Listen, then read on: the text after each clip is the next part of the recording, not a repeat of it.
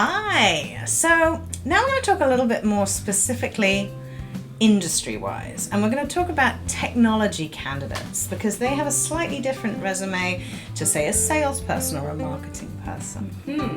If you're in technology, it's okay to talk jargon. It's okay to use acronyms, PHP, SQL, ATS, and so on.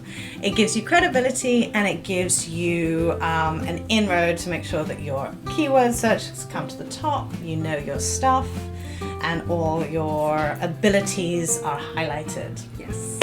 It's important to make sure you can back up the knowledge you put out there. Don't write PHP if you don't know what that means.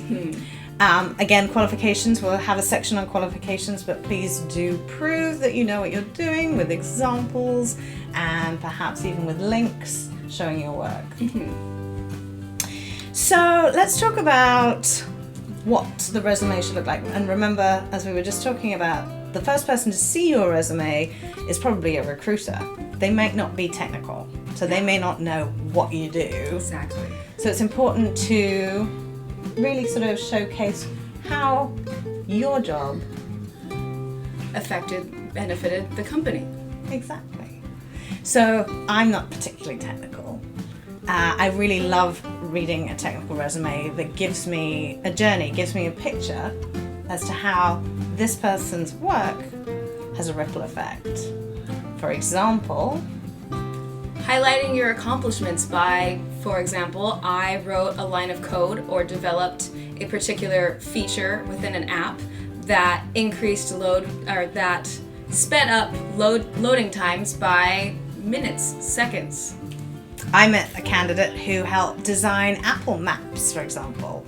And I was so overwhelmed with gratitude for his hard work because I had been lost so many times, and that little blue dot got me home. And so, that to me was a very special moment. And it's really important because every little bit helps. And what you do really does affect the company and the world at large. So own it, appreciate it, and highlight it. But not too jargony. Yes. Big picture, more details. Yes. So I did this, it accomplished this by whatever you can quantify if possible. Numbers, numbers, numbers. Yes. Speed, efficiencies. Yes. We all love that. And teams. Make sure you can, and even if it isn't necessarily easy to express in a resume, make sure in your head you're aware for interview how your job and your team communicates with other teams and how the workflow works, so that we work closely with finance, we work closely with marketing, with sales, with product, so that the whole company is a lot clearer and your job has a knock-on effect to other people, and it shows that you're good at teamwork, that you're a collaborator, and we all love that. Goals.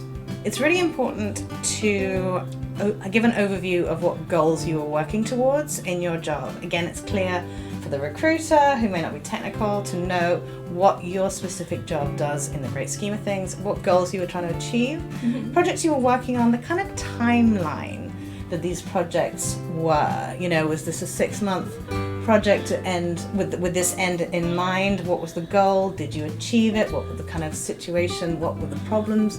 What were the hiccups? Yes. What were the speed bumps along the way? What did you achieve, or the achievements and the glory at the end of it? Yes. How many users did my product help, or did my work help? How many users? Did this increase efficiency of the product, and by what percentage? Did this increase sales? Did this trend on the App Store? What else can we talk about here? We can talk about who your users might be, your target demographic. You can also talk about the kind of industry trends and norms, and talk about the different products specifically that you've been using, how they interact, how they integrate. Products come and go, they ebb and flow. So, what you were using 5 years ago is very different to what you're using now, and make sure it's always up to date. Yes. So again, we're going to go into more detail with some workshops, but hope that was useful for you, and all the very best with your job search.